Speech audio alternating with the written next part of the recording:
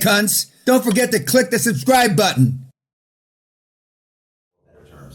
And then the other thing is the culture. The Pixar culture is just completely different from the Disney culture. Oh. It's a technology-focused culture. Creativity. Back to technology. Yeah. Even the physical location is different because they have these different rules. Like everyone can talk to everyone else. Chance encounters. I mean, and I've made documentary films. Merging arts, storytelling, technology is proprietary tech. And even Steve Jobs said it took him 10 years to figure out this process. You bolt that into Disney. I mean, 8 times out of 10, it seems like it would fail. That being said, they have such great technology and such great IP. Those contracts, it's very hard to value those contracts that they have with Pixar because there's so many contingencies and deals. And it feels like Pixar can pull the plug at any time they want and stop being creative and hurt even the partnership with Disney. So I don't know, those are... Well, in the beginning, if I remember correctly, nobody was bound contractually Right. to stay. It was with the Pixar. Yeah. Yeah, they have no long-term contracts. I mean, Yeah, because their culture is so strong. but that's exactly right. But they didn't have anybody of note, as I recall, the left, to test that culture, and because they wanted to be around even indirectly with Jobs. Yeah. And I mean, when you meet, a few times I've met him. The last time I saw Steve was, I've said this, I believe, on YouTube before, but at a high-priced nightclub in Bangalore, India, dancing by himself, like in a trance. and when the music stopped, he was still, I mean, like he's in it, maybe he was on something, I don't know. And after, about an hour, people forgot he was there and then just went on their business. But he was just, but when I met with him professionally many years before that in Silicon Valley, I mean, he was, throwing computers at people, trying to toss coders out the window and shit like that. Now, John wasn't a big guy, but I mean, I'm surprised he didn't get thrown out the window, Mm-hmm. But but he can be extremely difficult. But I believe you're right. When he got the sense, but look how many years it took. Right. Yeah. But he had time. But one of the right? things too. No, we never have time. Okay. I mean, for the young kids that they say you got plenty of time, don't be in a hurry. That's bullshit. Yeah. Pretty soon you're 40, you're his age, then you're my age, and you're fucked. Yes. Tom. So this is a study that I already done before in the business schools I've been to. The secret. By the way, you all know the doctor's a professional business school person.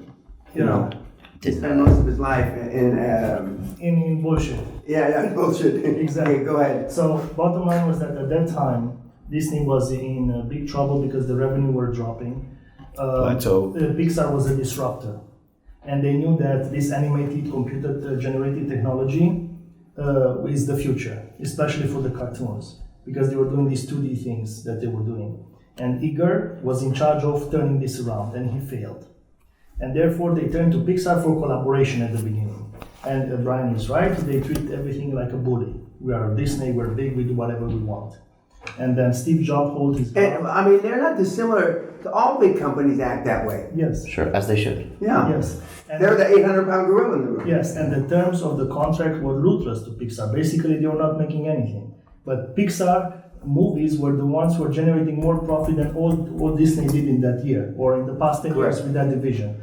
So eventually they bought it, but the good thing, because Steve Jobs fought, and because he renegotiated the terms of the contract and he did what he did, that's why they reached the valuation they did. Yeah. The big problem that remained was that Disney, again, this shows that the mentality of the big fish. They wanted to integrate Pixar into Disney culture, which was absolutely impossible. So there was a huge fight between the divisions because this is the first step they did. We want to integrate it, and it didn't work. They destroyed the vibe, the culture, the innovation. They destroyed everything. So in the end, after they fired a couple of people, they realized that Pixar needs to be standalone.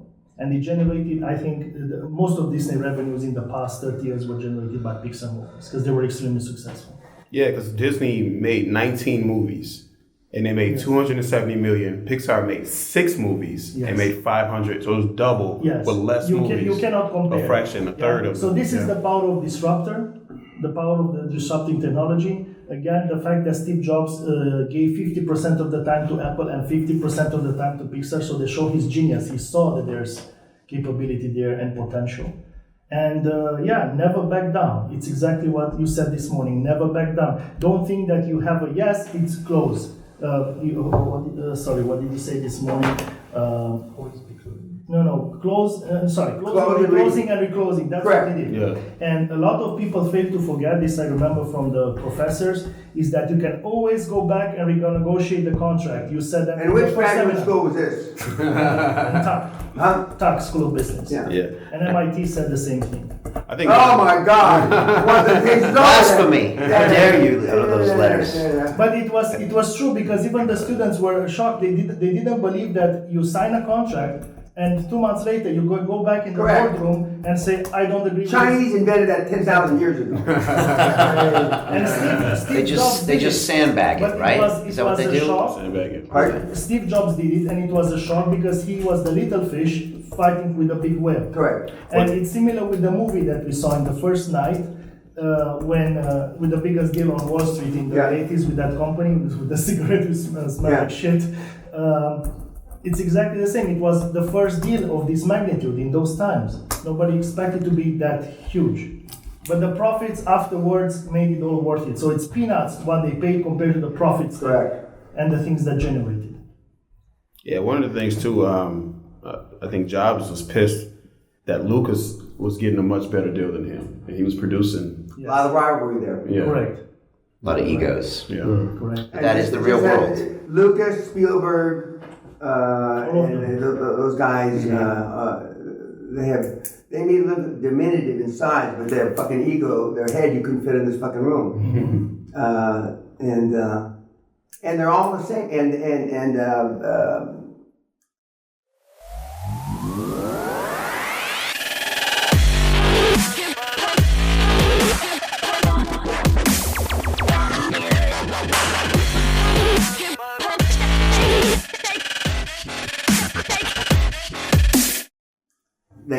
They don't. Jobs raises his voice a lot, but I mean, Spielberg and Lucas and those guys are, low key, but they're animals. They're assassins, and that's why the Peter, the hospital magnate now, who wouldn't say shit if it was dribbling out his mouth, has been so successful. And if you remember the webinar, Brian didn't see it because we didn't have it when you were here. I mean, how to keep control, and he says, I attend every meeting, I'm on every phone call. I mean, not saying anything, and when I say something, it's because I don't like it. And he said, in the beginning, I'm looking through my notes, and his screen never worked on his Zoom, apparently, because he's looking through his notes, and what am I forgetting, except now, now it's all history. But your general assessment is spot on. Do you think Jobs, he took his time to renegotiate because through that whole process, he was learning from Disney? Yeah, that's exactly right. He learned a different craft. Mm-hmm. He learned a different craft. And some say he benefited from learning that different craft when he went back to Apple. Mm-hmm. Mm-hmm. And he was, I don't know, as a percentage, he was 60% the same he was before when he got thrown out. And when he came back, he had some new skills. He had new skills. Mm-hmm. He had new skills. And that is giving credit to how he took Apple to the next level after he came back. Of course, he was so fucking ego gratified when they asked him back. I mean, Was it a different type of management skills he learned at Pixar as opposed to... No, from Disney. Disney, because he watched how they ran things, project management, creative. Project management. All we're doing is being project managers. One of the reasons the 7-foot Dutchman has done so well, he was not a world-class project manager, but he was a big-time project manager with SAP, and he knew how to run these things, and all he had to do was toughen up. If you remember, He had always been told all his life, because he's so big, be nice, you're going to hurt people, blah, blah, blah. Yeah. And for 7 months, he says, that was getting me nothing. So then he got tough, and he closed 2 deals. And then he got tougher, and he closed 5 more deals. And so now he understands. And I told him, if I was 7'1", as big as you, people would have to pay me to walk by me in the street. I mean, he's a big, big guy. In fact, of the pictures, when you look at the class pictures, I told him, you know how it's tall in the middle and it's short? I said, go sit at the other end, because you made me look like a dwarf, and I'm not a good little guy. And but he's it's project management. And then after a year or so, he said to me, "You're right. This is just project management." Right, leadership. And although this is no moving part that's motivated seller, we only have 2 other parts that can move, and that's how you finance it, either through seller finance or a combination of seller finance and commercial debt. So there's not that many parts. There just isn't. Yeah. Of course, then you hear what a bitch it is to run them. And the doc, going back to Peter, Hospital Peter, trying to manage, now he's got 260 docs. I mean, it's fucking unbelievable, Hurting cats. Yeah, exactly. And when he used to say 200 docs have 300 opinions. The other thing which I want to point out again, what Steve Jobs was smart about. So Disney was unparalleled in distribution, so it was a huge place. And Pixar was unparalleled in innovation, so they needed each other.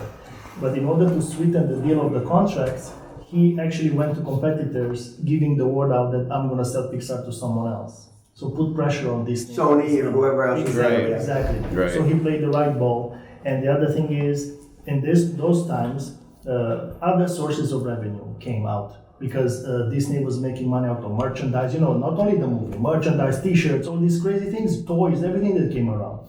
And those profits were massive. We're not talking about peanuts selling popcorn and Coca-Cola. And the rights to make sequels. Yeah, and that got under the Pixar skin when they couldn't make the sequel to their own movie. That's where artists, that bugged them enough to probably cut a deal. That would bug your artistic. Yeah, it would. I know it would. It would get under everyone's skin. Yeah. And that's where Disney could squeeze them. Because even saying, I'm going to make Toy Story 3, they're all crying over there. Everyone's getting emotional, and they can use that to squeeze them on a deal, I think, or a better contract. Because they want to negotiate that out. Because they are artists, or half of them are. You got to placate them, otherwise they won't create for you. And arguably, not 100%, but a vast majority of the Pixar employees are gifted, artistically. Yeah, and they have a different set of values. And it's tough as shit to manage. Yeah, they're Because different. they're not looking at the same benchmarks as I would, for sure. And that's why I say I would have missed this opportunity, because I didn't peel back enough onions. Why don't you like the deal? No, because it's too small. I didn't know they were going to do, be representative of 70-80% of the revenue and profits. Because you talk to any artist, this is the greatest thing since Van Gogh. I've heard that for, at that time, 40 years already. Okay. And it's not the best thing since fucking Van Gogh, okay? And maybe in the top 1,000 things next to Van Gogh. And so I was jaded that I heard a lot of bullshit come out of coders, artists, real artists, and it was too small. You were in the movie business before. Yes, I was. Right? That's one of the things that guided me. I made motion pictures. Mm-hmm. I met Sir John Gielgud, Lord Olivier. When you ask Sir John Gielgud, who's gone a long time now, did his movies ever make money? He couldn't tell me. Of course. He didn't have a fucking clue. I always wondered why I got knighted. Because he caused people enough emotion. Yeah. That's why. But he could care less. Because that's not what and most of motivates the guys could care less. Yeah. They're there because to contribute to the art. But he used to say the word motion picture.